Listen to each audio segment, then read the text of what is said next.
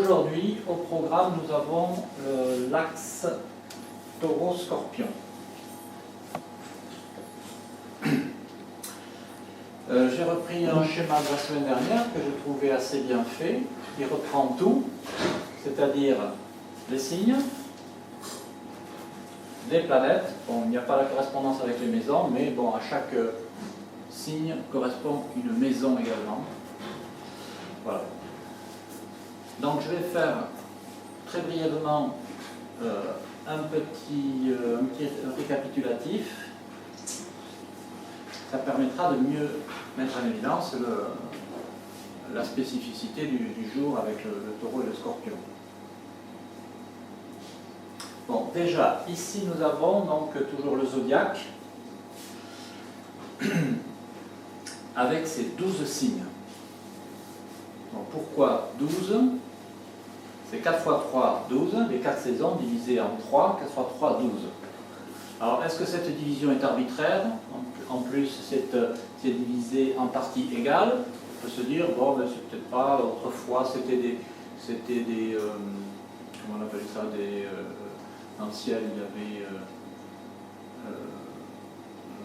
des étoiles, des constellations, qui n'étaient pas très égales, donc on est parti sur quelque chose d'inégalitaire, et puis maintenant, bon, le zodiaque solaire de la tradition astrologique occidentale, on va l'appeler, eh bien, fait appel à des signes, 12 signes qui sont égaux. On peut se dire, bon, c'est peut-être un peu arbitraire, est-ce qu'ils sont vraiment égaux? Première question. Ensuite, vous avez des planètes. Bon, il y a 12 signes, mais il y a combien moi je dirais, de corps célestes? Il y a combien de corps célestes en correspondance avec ces signes sur le système solaire? Alors, personnellement, je considère que à chaque signe va correspondre un corps céleste. Donc 12 signes, 12 corps célestes qu'on va retrouver dans le système solaire et qui vont contribuer à engendrer la vie. Bon, je vais passer assez vite quand même parce que sinon ça serait déjà fini, il faudrait à peine commencer. Les 12. Alors déjà, cette idée, c'est très structuré, c'est très égal, tout ça, est-ce que... première question. Alors, moi la réponse que je donne, c'est que le zodiaque correspond aux potentialités de l'ensemble du système solaire déployé. Déployé. C'est-à-dire que là, on a un déploiement de l'ensemble des potentialités, qui sont toutes issues, on peut dire, du Soleil. Le Soleil étant la source, c'est une vision du Soleil. Le Soleil étant au centre, c'est une source. Autour, tout va s'organiser. Et là, on a l'ensemble des énergies du système solaire déployées. Bon. Alors, il y a un autre phénomène, moi, que j'aime bien faire ce rapprochement parce que je trouve qu'il est assez parlant. Il y a un autre phénomène dans la nature qui rappelle cette décomposition des forces de la vie. Alors, nous avons le Soleil qui émet des rayons, la lumière, et il y a un phénomène qui permet la décomposition de cette lumière. Donc on est bien dans cet élément source qui est le rayon solaire qui amène la vie. Eh bien, on va avoir une décomposition à travers l'arc-en-ciel, une décomposition de la lumière, c'est un phénomène de réfraction avec l'eau qui crée une décomposition. Et là, bon, c'est quand même un mystère assez extraordinaire, mais qu'est-ce qu'on voit apparaître? On le voit en visuel, on voit un rond parfait. Un rond parfait et toute la lumière qui est décomposée en différents éléments, je crois qu'il y en a 7 ou 8, on ne peut pas approfondir la chose. Les 7 couleurs, je crois, fondamentales. Et ça apparaît de façon très structurée, très égale. On peut bien l'analyser, on voit comment tout est décomposé. Eh bien, moi je considère qu'il y a un phénomène totalement équivalent avec le zodiaque. Le zodiaque, c'est quelque chose qui apparaît autour de la Terre et qui correspond à l'ensemble des énergies du système solaire. Moi je vais jusqu'à dire que la vie n'a pu apparaître sur Terre que lorsque le zodiaque s'est formé. Une fois que toute l'architecture des planètes s'est mise en place, au bout d'un moment, ça a créé un champ de force autour de la Terre qui a engendré un zodiaque. Ce zodiaque, c'est cette décomposition. Et à partir du moment où ce zodiaque devient opérant, c'est-à-dire que toutes ces énergies peuvent commencer à se mélanger, eh bien, ça va permettre l'apparition de la vie. Donc, on peut bien dire que le zodiaque, c'est une réalité. Une réalité palpable. Elle n'est pas visuelle comme on peut voir l'arc-en-ciel, mais le zodiaque est réel. Alors, aux 12 potentialités qui apparaissent sur le zodiaque correspondent à 12 corps célestes. 12 énergies différentes, 12 corps célestes, qui sont, j'ai déjà abordé cette question, je l'ai un petit peu approfondie dans la séance numéro 2 sur le Verseau Lion. Là, je vais faire un petit rappel très bref. Nous avons d'abord le Soleil.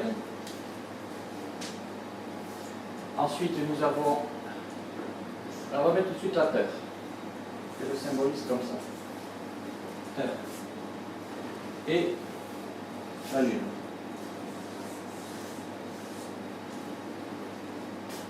La Terre, c'est une planète qui tourne autour du Soleil. Le Soleil, c'est pas une planète, c'est le centre.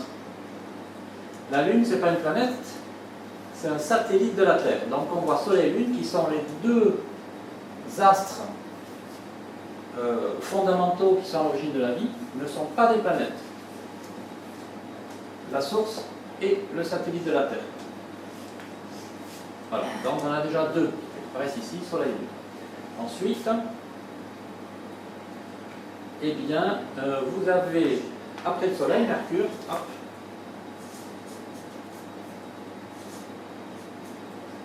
et Vénus. Voilà, Mercure, Vénus, Vénus, Mars. Donc de chaque côté de la Terre, nous avons, là, on peut dire qu'il y a une première dualité qui apparaît entre le Soleil et la Lune. C'est deux astres qui quelque part s'équilibrent, c'est le yin et le yang, c'est l'élément créateur et l'élément récepteur. Déjà, il y a une dualité à l'origine de la vie. Cette dualité, pour moi, apparaît clairement dans cette notion que l'on constate mais qu'on n'explique pas, c'est comme ça, bon. C'est que de la Terre, le Soleil le jour, la Lune apparaît la nuit, et on a constaté que ces deux astres avaient le même diamètre apparent vu de la Terre. À tel point que quand la Lune se met exactement devant le Soleil, eh bien, il peut y avoir une éclipse totale. Ça recouvre totalement. Donc là, on voit bien qu'il y a une équivalence quelque part. Il y a un équilibre entre les deux. Puisque pour nous, il y a déjà le même diamètre, on les voit à peu près la même dimension, mais le rôle est différent. Il y en a un qui est stable, qui est clair, et l'autre qui est très mobile et qui est nocturne. Donc là, l'astre du jour et l'astre de la nuit, avec des caractéristiques très différentes. Deuxième dualité, c'est Vénus-Mars. Autour de la Terre, eh bien, c'est deux astres qui sont à peu près de la même grosseur et qui sont proches de la Terre, c'est Vénus et Mars. Donc là, on a ces deux-là, et là, on a Vénus-Mars. Vénus-Mars qui apparaissent ici, là, sur l'horizontale, Vénus-Mars. Après, nous avons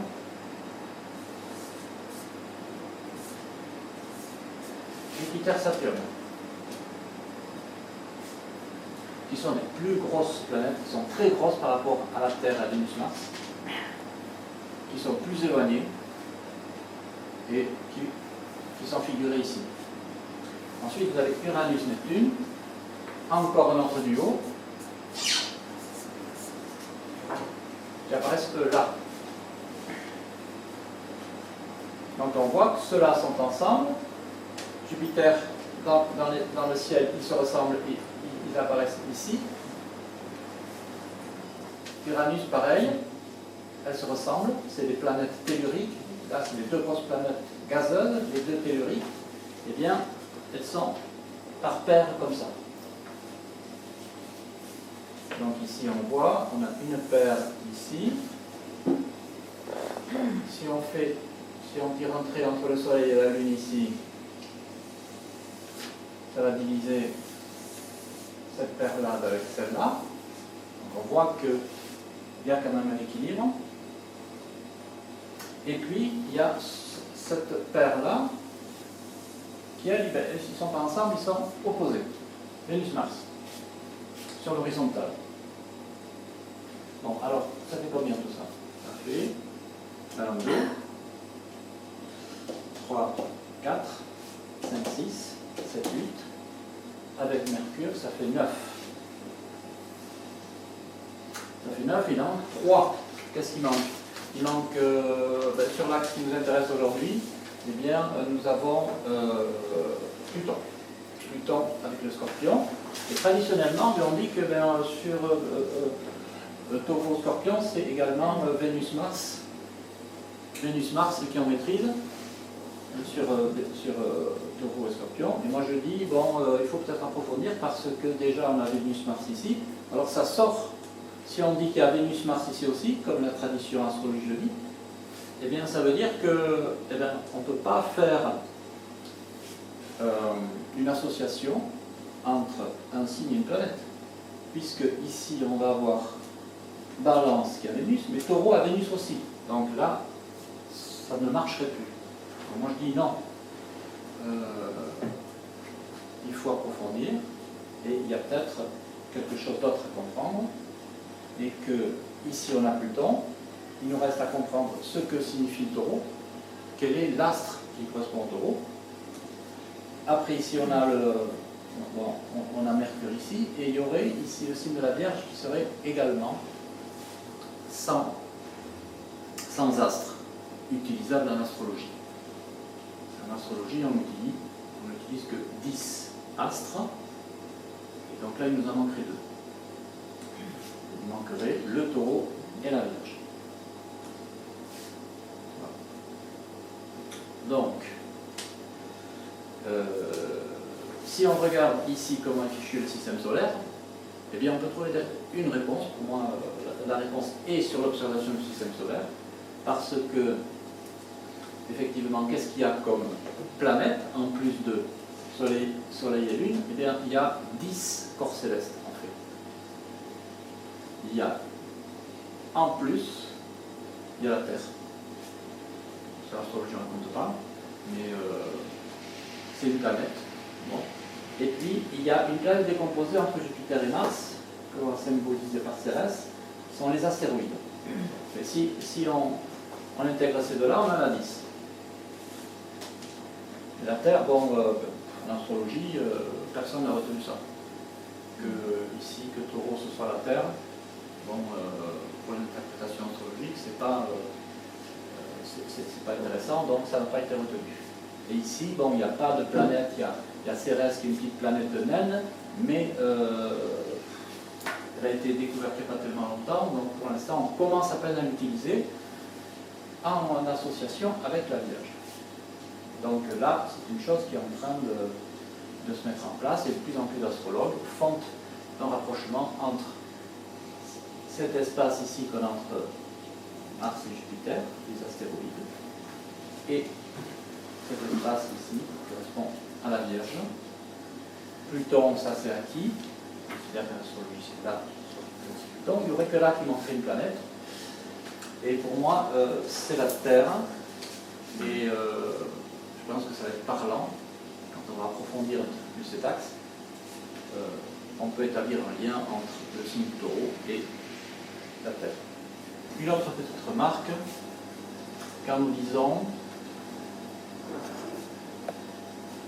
quand nous disons le soleil, c'est la source de la vie. En fait, il ne faut pas voir les astres comme étant le lieu réel où il se passe quelque chose au niveau du vivant. Il ne faut pas avoir non plus une influence directe entre les astres et ce que nous vivons.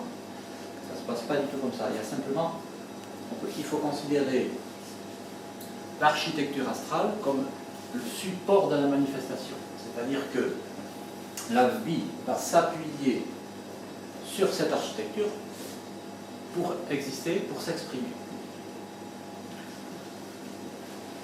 Un petit rapprochement, c'est entre un instrument de musique à cordes, par exemple, avec 12 cordes. Eh bien, un compositeur, bon, il peut créer l'instrument, c'est son côté, c'est Dieu qui crée, donc le compositeur, c'est le Dieu qui va créer un instrument avec ses 12 cordes, et il va composer une chanson qui lui plaît, une musique, et cette musique, ça peut être mise en correspondance avec la vie, et chaque corde va avoir un rôle pour créer une harmonie musicale. Et là, c'est un petit peu pareil. Donc, il ne faut pas associer la corde avec le sentiment qu'elle va engendrer. Parce qu'on aura beau, c'est une vibration, c'est une énergie. Mais si on la décortique dans tous les sens, on ne va jamais voir ce qu'elle va manifester au niveau de la vie. Voilà. Et là, c'est pareil. C'est-à-dire que Vénus, on a beau aller dans Vénus, voir la lune, Vénus c'est la beauté, bon, mais Vénus c'est pas très beau quand on y va dessus, comment ça se fait, c'est pas possible. Voilà, on ne va pas trouver de la vie sur Vénus, c'est pas son rôle. Donc voilà, ça c'est une première idée. Et ensuite, une fois que tout est en place, la vie va s'engendrer. Donc nous avons en bas l'origine. Bon, ça, l'élément source, c'est le soleil. La vie tourne dans ce sens-là. Donc, entre le soleil et la lune, ce sont des énergies qui s'allient pour engendrer la vie, qui émerge, qui prend corps ici. Soleil et lune. Là, c'est la matrice. Les éléments lunaires correspondent à la matrice, formatrice. Ici, il va y avoir émergence d'un être vivant, autonome, indépendant, et une multitude d'êtres vivants. La vie s'exprime à travers dans la multiplicité des êtres vivants. Donc ici se crée, la source est une, mais la vie se crée dans la multiplicité. Toujours à l'image de la source, c'est la Lune qui va capter les reflets de la source originelle, et avec ça, elle va créer des formes de vie qui vont évoluer. Ici, la vie émerge, elle se déploie ici, elle s'accomplit sur l'axe horizontal, dans la dualité moi les autres, Vénus-Mars, masculin-féminin. Voilà, on se complète les uns les autres. C'est l'horizontalité de l'être. Et ensuite, la vie se termine en haut, tout est accompli, tout est terminé, tout est fini, là. Et on a, avec Saturne, on a l'expérience. Saturne correspond à l'expérience acquise. C'est un mot que j'utilise mais qui ne vient pas, c'est pas grave. Voilà, c'est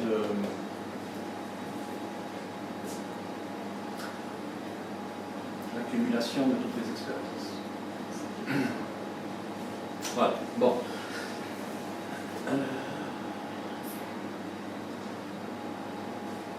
Alors, comme je viens de le dire, la vie se déroule comme ceci.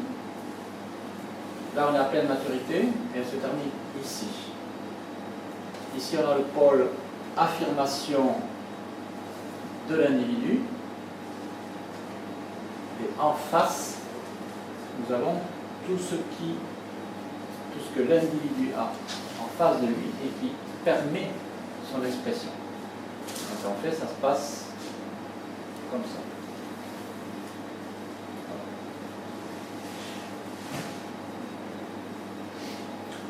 je pense que pour les généralités, c'est bon. On va rentrer un petit peu plus dans le vif du sujet.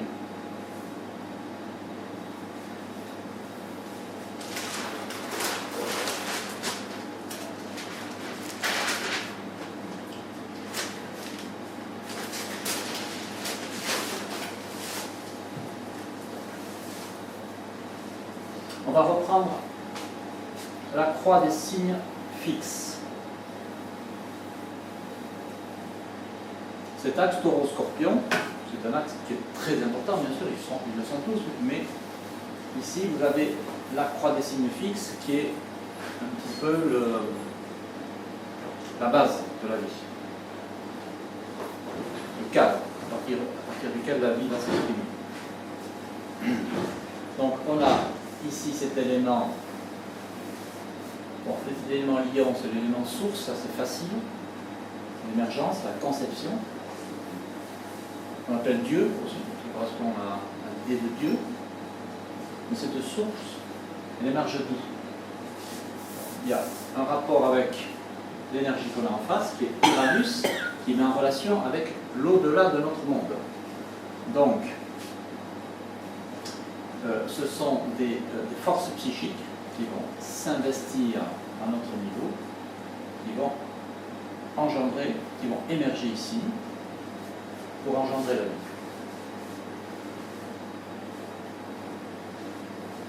Voilà, plutôt que de dire, ben, oui, comme la vie correspond à différentes étapes, donc ce n'est pas toujours les mêmes forces qui vont s'impliquer au niveau de la création de la vie, parce qu'il y a tout un cheminement. Bon, en religion, cette énergie-là, uranienne, on appelle ça les anges. Les anges qui sont des forces célestes, psychiques, qui sont les représentantes, les anges sont les représentants de Dieu sur Terre. Ça veut dire que c'est, moi j'appelle ça aussi les pensées. Pensée créatrice, la pensée qui va engendrer la vie, qui va la transformer.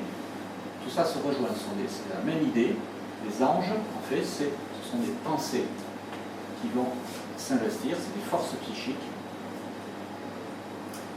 bon, qui sont des émanations de Dieu, si l'on veut, de l'esprit de l'au-delà, qui s'exprime de l'au-delà, qui va s'investir ici et qui va être créateur du système. Donc là, cet axe, c'est l'axe de l'esprit, on veut dire, de la manifestation de l'esprit, la source. À ce niveau-là, c'est un pur esprit. Ce sont des pensées qui vont émerger. Mais dès qu'il y a manifestation, il ne peut pas y avoir manifestation de l'esprit sans incarnation. Le mouvement, pour qu'il y ait mouvement de l'esprit, il faut qu'il s'incarne, il faut qu'il se mélange à la matière. Sinon, il ne peut pas. Il n'y a pas de mouvement, ça reste bloqué. Là, esprit-matière, il y a une dualité qui est à l'origine de la vie. L'esprit vient d'ailleurs, et hop, il va utiliser de la matière pour créer quelque chose de nouveau. Donc il se mélange à la matière. Et ici, cet axe correspond à l'axe de la matérialité. L'axe de la matérialité qui permet à l'esprit ce qu'on appelle l'incarnation, de s'incarner. Au départ, ce que va mettre la vie en place d'abord, c'est une vie végétative, bon, vie minérale, on va dire, avec les astres et tout ça. Ensuite, il va y avoir sur Terre une vie aquatique et végétative, qui est symbolisée ici par le monde lunaire. De cette vie va s'organiser tout le règne animal, qui est un règne totalement inconscient et instinctif. L'animal, lui, n'a pas du tout réfléchi à ce qu'il allait devenir, il est, il ne sait pas pourquoi, c'est comme ça. Voilà. Ici, cet axe-là correspond à la mise en place du règne animal. Voilà. Alors, essayons de préciser ça. nous avons l'esprit, et là c'est le lieu de l'incarnation. Il va prendre corps, il va devenir une multitude d'êtres vivants, incarnés, c'est-à-dire qui sont des êtres de chair et de sang, automatiquement. Et ça, le lieu, c'est le taureau. Au sein du système solaire, il y a un lieu qui est prévu pour recevoir la vie, c'est la surface de la Terre. Donc le taureau représente simplement cet espace où peut à peu se développer la vie. C'est la surface de la Terre. Et avant que l'homme apparaisse avec la conscience, eh bien, pendant des millions d'années, on peut dire, c'est quand même colossal, eh bien, la vie a développé l'étage instinctif, qui a permis à l'être vivant de s'adapter à toutes les conditions qui existent sur la Terre, dans la nature. On voit que la nature s'est développée partout, et le règne animal est apparu, et puis il a tout investi, et il s'est adapté à tout, et puis il a profité de tous les animaux, au bout d'un moment s'organisent, et puis ils se trouvent bien dans l'endroit où ils sont, parce qu'ils ont des ressources telles qu'ils arrivent à s'adapter à toutes les conditions, et puis à subvenir correctement à leurs besoins. Mais c'est toujours en évolution. Pendant un certain temps, ils sont bien, et puis au bout d'un moment, les conditions changent.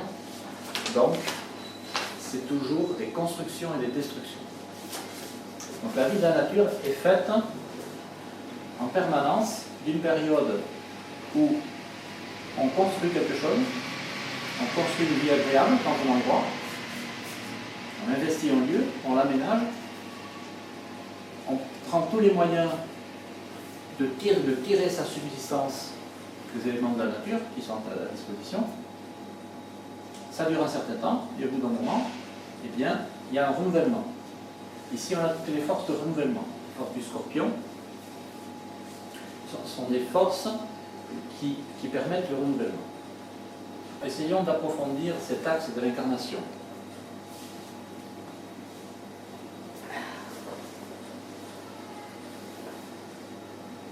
Dans le déroulement du cycle de vie de l'individu, d'une personne, le cycle s'enclenche ici à l'émergence de la vie. Ça veut dire quoi? Ça veut dire que là, il y a naissance physique d'une personne qui prend son autonomie, qui devient autonome par rapport à ce qu'il a construit. C'est le petit bébé qui pousse son cri, qui commence à respirer par lui-même. Physique, il y a une naissance physique. Il y a une période où il doit se former, il doit apprendre tout un tas de choses, il est très dépendant toujours de son milieu, donc c'est la période de formation. Et ensuite, ça c'est l'enfance. Et ensuite on arrive ici dans la période taureau, où l'être, quelque part, ça c'est parlant comme image, descend dans l'arène. Comme un taureau, descend dans l'arène, c'est-à-dire qu'il va falloir qu'il se fasse sa place au soleil. Il va falloir qu'il lutte pour se faire sa place. Donc il descend dans l'arène de la vie, sur Terre. Et là, bon, en tant qu'être de chair et de sang, ben, il va falloir qu'il se batte. Il va falloir qu'il conquiert son espace d'affirmation. Mais une idée d'espace, il y a une idée d'affirmation. L'affirmation qui viendra à pied, après, mais là, il faut qu'il se fasse, qu'il fasse son trou quelque part. Il faut qu'il arrive à s'approprier. C'est un terme qui convient parfaitement au taureau, c'est le terme d'appropriation. L'être, à ce niveau-là, il a besoin de s'approprier son espace à partir duquel il va pouvoir s'exprimer, s'affirmer.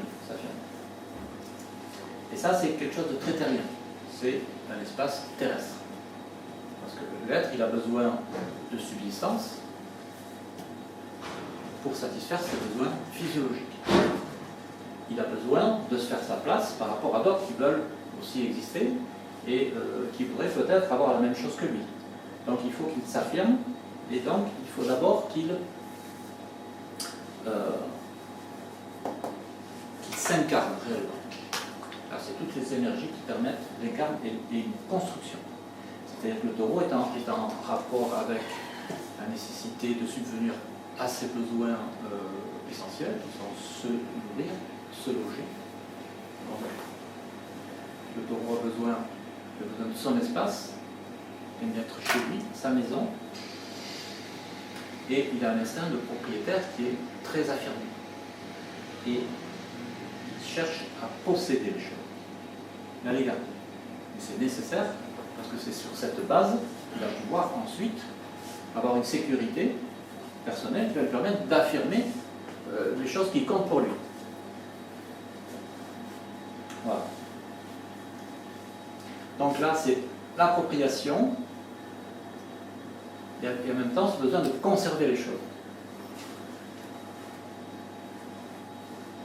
En face, c'est le contraire.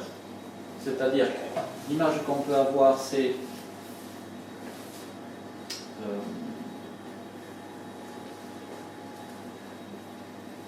comment dire, on va dire une civilisation. Donc là, c'est déjà un autre niveau. Une civilisation, elle va avoir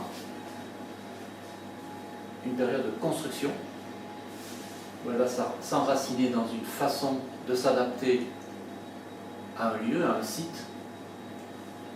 Elle va développer tout un tas de choses. Et donc, il y a une phase de construction. Au niveau de l'habitat, au niveau de la façon de se nourrir et tout ça. Après, au niveau des édifices qu'elle va construire, quelque chose de très solide, qui s'est fait pour durer. Elle va se faire des forteresses pour se protéger. Voilà. Donc, ça, c'est la construction. Mais, c'est jamais indéfini. Il arrive un moment où la vitalité baisse, on n'a plus les ressources suffisantes pour résister à d'autres qui veulent venir habiter là. Donc, au bout d'un moment, il va y avoir des énergies, c'est celles-là, qui vont prendre le dessus sur cette possibilité, sur l'instinct de conservation, et les ressources ne vont plus être suffisantes pour. Et peut-être qu'il n'y a plus non plus la motivation de faire tout ce qu'on voulait faire au départ. Et bien là, il va y avoir nécessité d'un renouvellement. Et il va y avoir des énergies extérieures qui vont finir par s'infiltrer dans cet édifice qui devient fragile et qui vont le détruire, qui vont le dépecer. Donc lui, le taureau, il se nourrit de ce qu'il construit. Et dans la phase de scorpion, eh bien, ce sont des énergies qui vont se nourrir de ce qui va être détruit. C'est le prédateur. Le prédateur, lui, il flaire tout ce qui est fragile, tout ce qui va se casser la gueule. Et puis quand il voit que c'est le bon moment, il y va, et puis il est capable de tuer. Et il est capable de se nourrir ensuite de ce qui n'était plus viable. Bon, ça fait du nettoyage.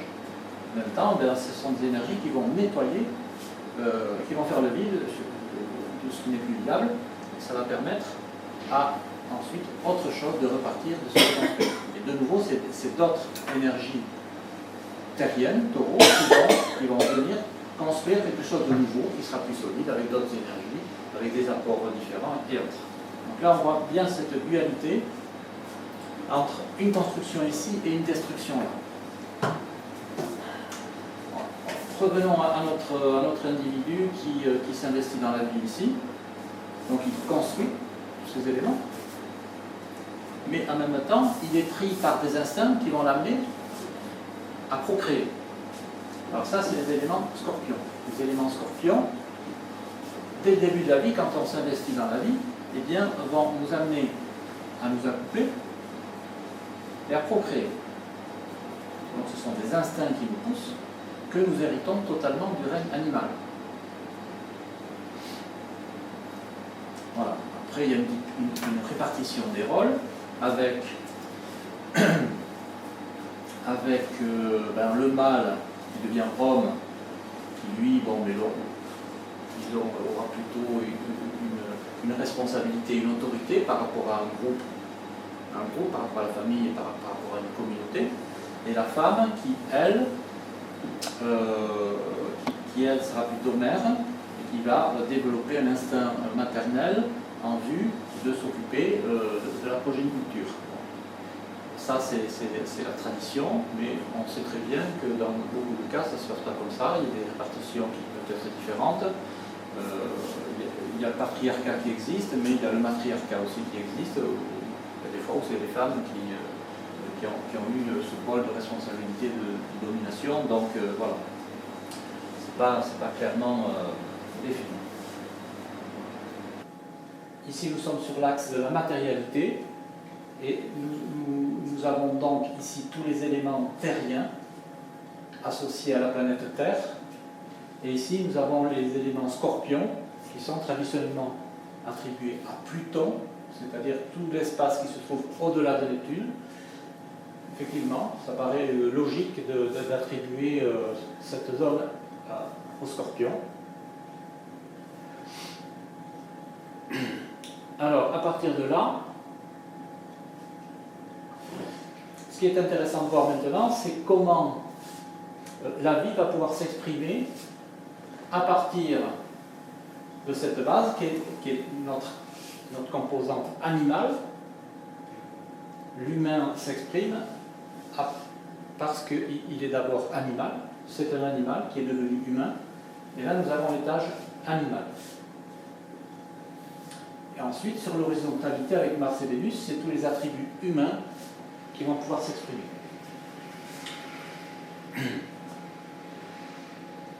Ici, l'expression de la vie animale se fait à partir de l'étage instinctif. Il a fallu des millions d'années pour que le règne animal arrive à façonner tous les instincts qui ont permis à l'être vivant de s'adapter dans toutes les conditions de vie terrestre.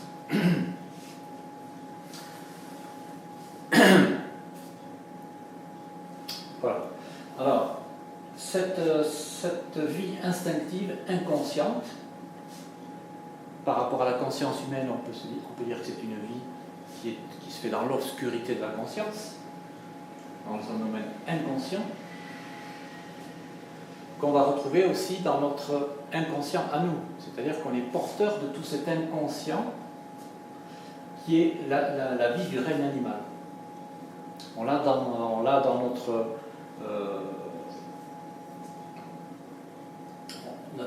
notre héritage chromosomique et dans notre cerveau également. Tout ça, tout le programme est inscrit de ce qu'on appelle l'inné. Tout ce qu'on a d'inné au niveau de la vie instinctive, tout ça, c'est l'apport du règne animal et de toute cette vie qui a duré pendant des millions d'années. Alors cette vie animale s'exprime de façon instinctive. Ici on a le côté taureau où il y a le besoin de s'approprier un espace, un morceau de terre, s'approprier un espace qui permet justement de subvenir aux besoins naturels de l'être pour qu'il soit en bonne santé. Il faut qu'il trouve de quoi se nourrir, il faut qu'il trouve de quoi se loger et voilà, un habitat où il sera en sécurité. Alors tout ça, ce sont les éléments taureaux qui amènent l'être à s'approprier un espace, un territoire. Ensuite, ici on a vu que tous les éléments scorpions correspondaient au renouvellement des conditions matérielles. Là on construit, là on détruit pour reconstruire à nouveau. Là on vit à l'âge adulte et avec la procréation, on prend les moyens que d'autres personnes puissent prendre la suite ensuite. Donc là on voit bien la dualité construction, destruction pour renouveler la vie. Alors, ça, l'humain l'a intégré complètement, il se construit à partir de là, et ensuite, eh bien, il y a tous les attributs proprement humains qui pourront être développés à partir de l'émergence de la conscience. Une vie naturelle inconsciente, eh bien, va émerger la conscience. Ici, on est dans l'inconscience du monde lunaire, et là, on passe, l'humain va développer cet étage conscient, avec des facultés cérébrales qui sont propres à l'humain. Avec l'humain apparaissent de nouvelles possibilités pour le cérébral, qui se manifestent au niveau du cerveau, grâce à la verticalité. L'homme a petit à petit un cerveau qui devient beaucoup plus élaboré, qui va lui donner justement des possibilités de développer la conscience, la pensée et la possibilité justement d'accéder à une maîtrise de son animal intérieur. À partir de là, c'est ici, sur cet axe Vénus-Mars,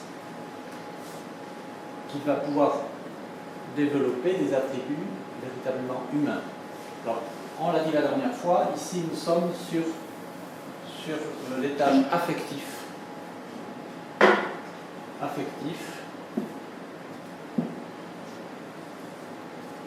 Qui permet à l'humain de trouver un équilibre de vie,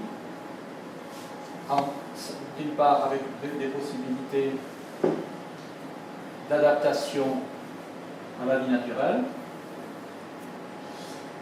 d'affirmation de toutes ces potentialités, en même temps une possibilité de vivre en harmonie, en société, et d'accéder à un équilibre de vie harmonieux et à ce qu'on appelle une vie agréable, heureuse, avec cette notion de bonheur qui est attachée à la planète de Vénus. Donc l'idéal humain, c'est justement de dépasser l'étage instinctif,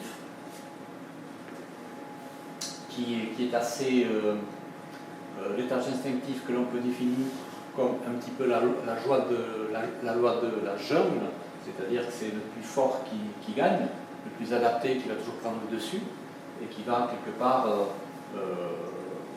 détruire les autres, quoi, hein. C'est le plus fort qui s'impose.